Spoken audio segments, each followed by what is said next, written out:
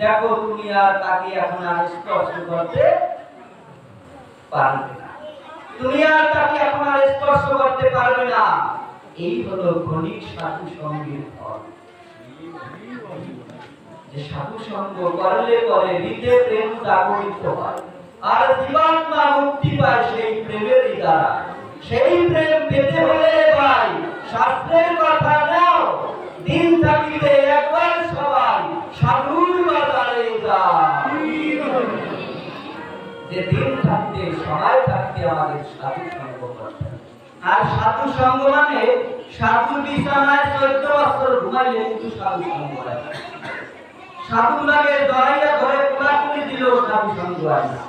সাধু সঙ্গ হইল সাধুর বাক্য পালন করে, যেটা নারদ মুনির বাক্য পালন করছে কে উল্লসু, যে অন্তিমকালে কিন্তু যমরাজ আসবে, অবশ্যই তুমি প্রশ্নটা করবে, এতে তোমার মঙ্গল হবে। আর প্রশ্নটা করছে সে কোথায় চলে গেছে।